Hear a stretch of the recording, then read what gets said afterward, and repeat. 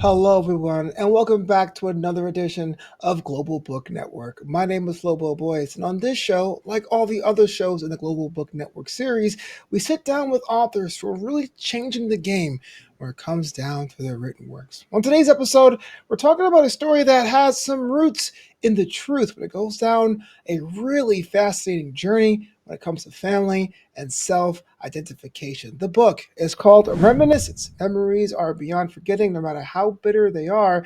And we have the author here today. Please welcome Jose Arranguez Jr. How's it going, sir? Going fine. Thank Yeah, you.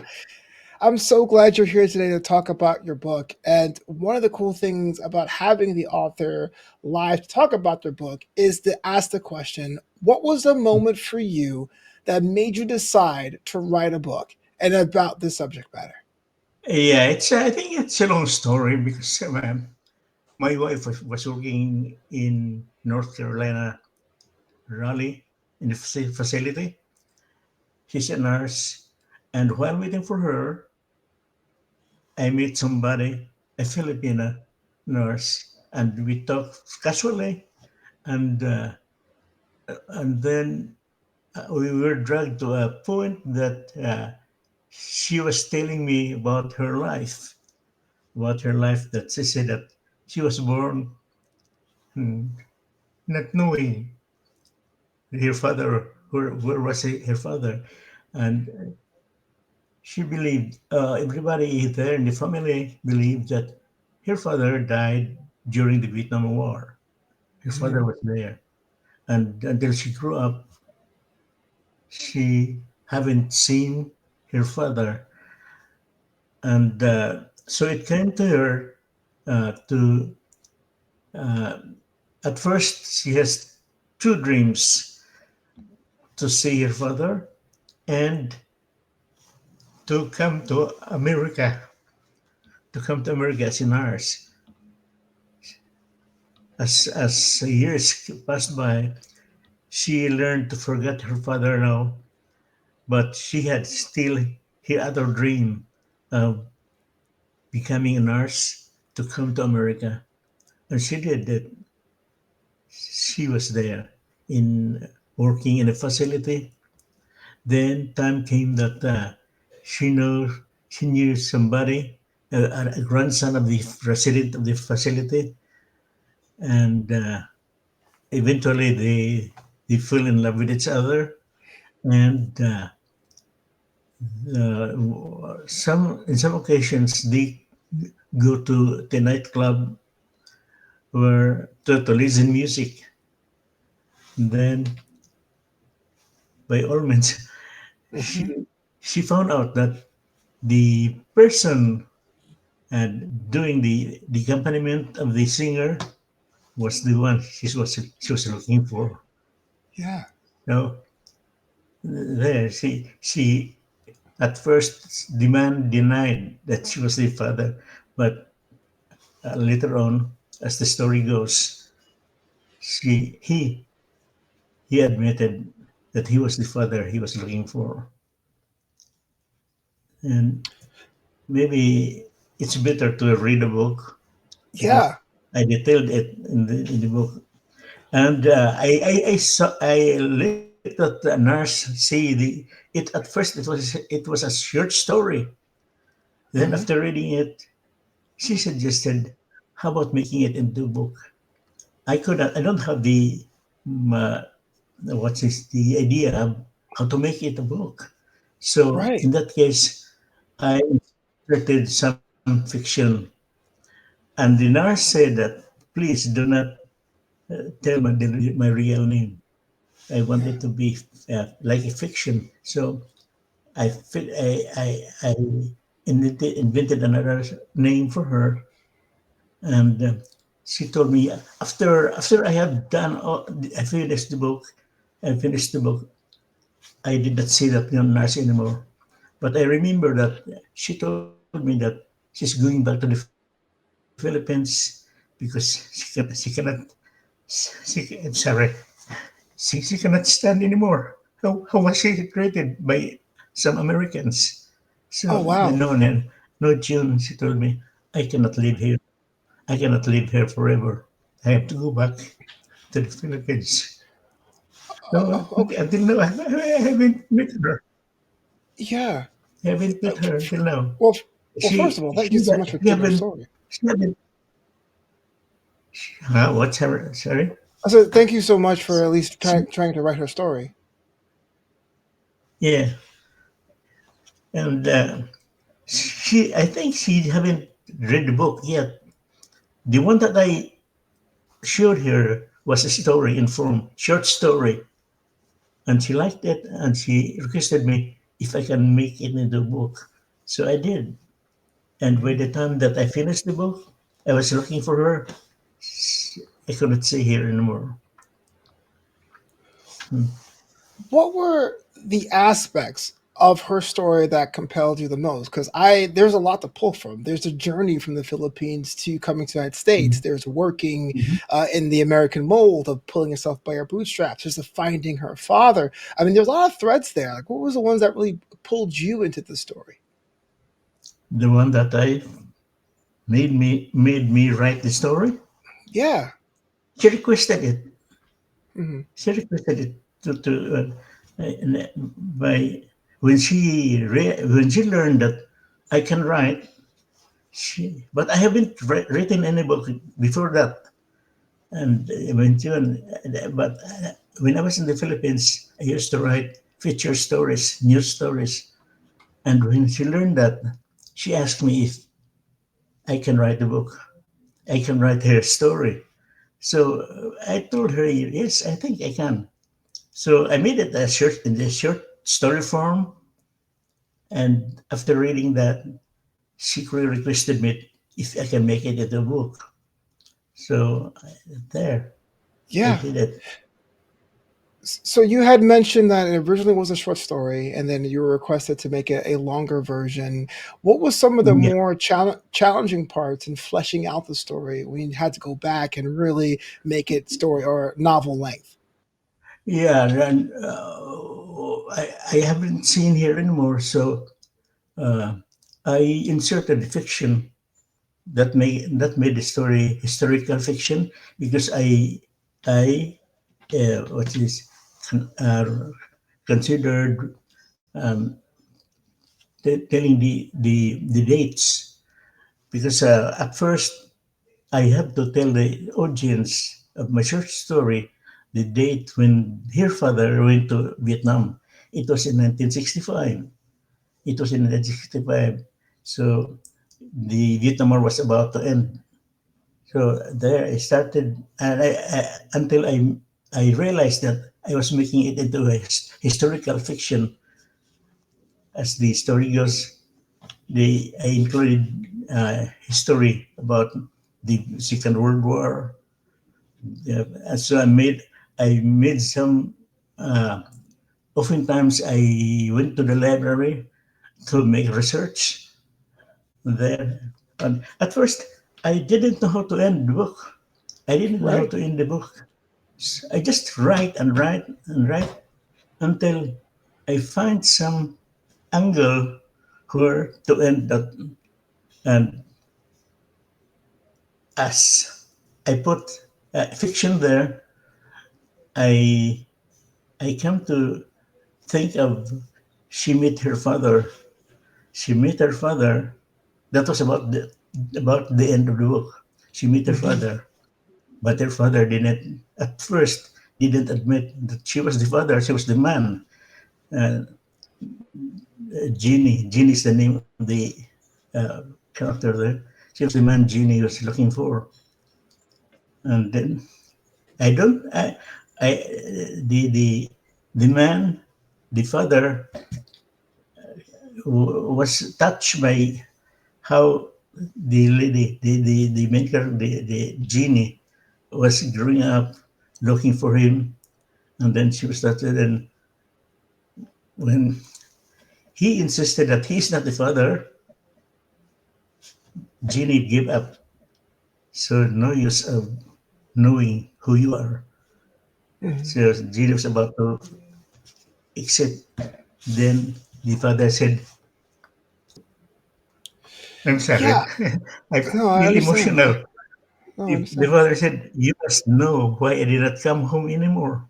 You must know why I did not come anymore." So she narrated how her father-in-law, how his father-in-law, I'm talking about the man now, treated him because he was half Japanese, half half Filipino, half Japanese, Hmm. and his father-in-law was so mad at the Japanese because of the Japanese, how the Japanese soldiers treated the Filipinos in the Philippines. So that's it. When the man said, "You must know why I did not come home anymore," her interest aroused. So he's the father. He's the father I was looking for. And then after her father narrated how it happened that he did not come home anymore. She Yeah. did. The man was about to touch her, but she left. She left and she never came back anymore. Yeah, That's it's the a story. that's a tragedy if there ever was one. And I know that when you're told a Yeah. story by someone who's lived it, but then you are crafted with making the prose match that feeling. There must have been different drafts or different angles that you were doing to craft it. Walk me through that part. Like how exactly did you convey the feelings of anger and Mhm. sadness when they reconciled in the book? I don't know.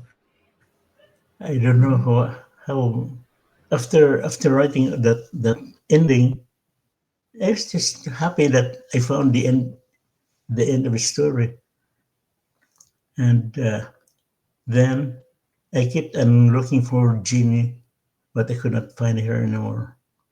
I believe she's back in the Philippines. Yeah. So, That's it. so you did mention that she decided or possibly decided to go back to the Philippines due to the conditions here in the United States. I mean, has there ever been a drive to find out where she is today, or is it kind of like a understanding that was a chapter in your life? Like, what's been your approach with Jeannie? Yeah, when she was, we had the conversation. She told me beforehand that she's planning to go back to the Philippines.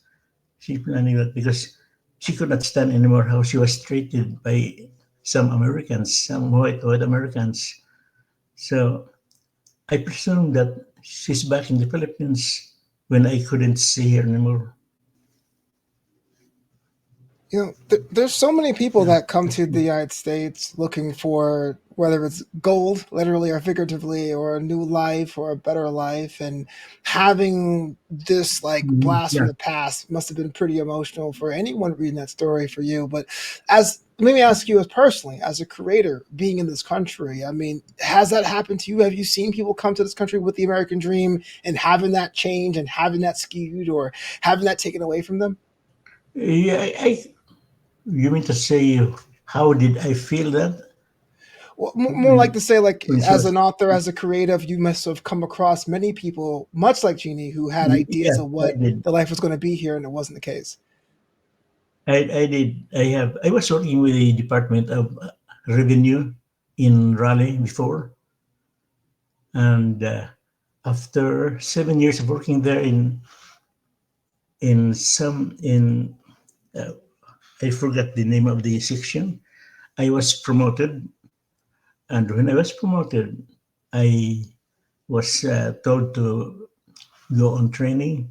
I did for 3 months, but then my supervisors were so mean to me, were so rude to me. So I felt what Jeannie felt when she was working as a nurse in the facility because I already have I also experienced that I was treated badly like that, and that's all. And my doctor told me that you better quit that job because it will kill you. Mhm. Because there are many people who died because of depression. And I think that he used the word depression. So I quit the job, and after quitting the job, I have time to write more and more. That's it. Yeah. And what kept you going? What kept you here? What kept you creating? What? How did you overcome depression? Did you try to find a way to deal with the hardships that you encountered? Yeah, my family is. I have my family here. We are living in Las Vegas, Nevada, and um, about a few months ago, I decided to go back to go to the Philippines, but my wife and my kids don't want me to go there, so I stayed here, and maybe I'll be writing more books. Mm. Well, I hope you do. In the book Reminiscence, and someone decides to pick that up today, and I really hope they do because I enjoyed it. What's some things that you want some of your readers to really pull from reading the story and this journey and these twists and turns that this novel presents? If I just want my reader to let let's say it, read between the lines, because I really have if the reader just maybe understand what I'm going to. I don't know how I cannot explain how to say that, but um, Well, how about maybe. this? I can tell you how I felt. Reading the pages of Reminiscence. Now, I'm not Filipino, but my parents are first generation Americans, and having the idea and the pressure to do well not for yourself and to provide for your family while maintaining your own identity in a country where it's kind of celebrated to like give a part of that into the big melting pot or whatever, has been something that I saw through this character. I thought that was pretty interesting about how someone left home to provide for themselves, but they're consistently assailed with things and shortcomings and their dreams being deferred. And to me, I was pretty rich, and I appreciated that. Thank you. The book is Reminiscence. Memories are beyond forgetting, no matter how bitter they are. It's available now. And if Jose, if I can ask you, if anyone is watching in this episode right now and they want to connect with you or maybe pick up a copy for themselves, how they go about doing that? They can order the book from Amazon at Amazon.com. Yeah, they can order that, and I don't know how much it cost, but at this time I really don't know how much they're selling that. They must have selling that. Cool. No, don't worry about that part. Is, it, is, And this, before, is this the copy that you have read? yeah, that's it. That's it. Reminiscence. That book is available Okay. now at Amazon. Uh, Before we leave you here today, there's a lot of budding authors that watch Global Book Network, and they are seeing other authors get their stories out there, get their perspectives out there. If you mhm. could offer any bit of advice that anyone's watching now with a story in their mind, a story in their heart, is there anything you can share? Did you see the price? Oh, Did you the see price. that? The price will change. Don't worry about the price. Yeah, yeah. If what I maybe most of the readers here in this book are Filipinos, because this is the life of Filipinos working abroad. Most of the Filipinos, most of us here experienced the rudeness of the. There are some Americans are some white Americans are nice and kind, but there are also who are rude, and especially when the person is comes from places like the Philippines, like from Vietnam. Yeah, most of Yeah, us have experienced that. yeah. No, I actually appreciate that. That understanding that there are bad perspectives out there, but to persevere and keep on going and don't forget who you are. It's always an important thing. This is Global Book Network. You're just heard from Jose Arranguez Jr., the author of Reminiscence. Memories are beyond forgetting, no matter how bitter they are. Again, available to Amazon or wherever fine books are sold. I want to thank you so much for being on this edition of GBN. Thank you.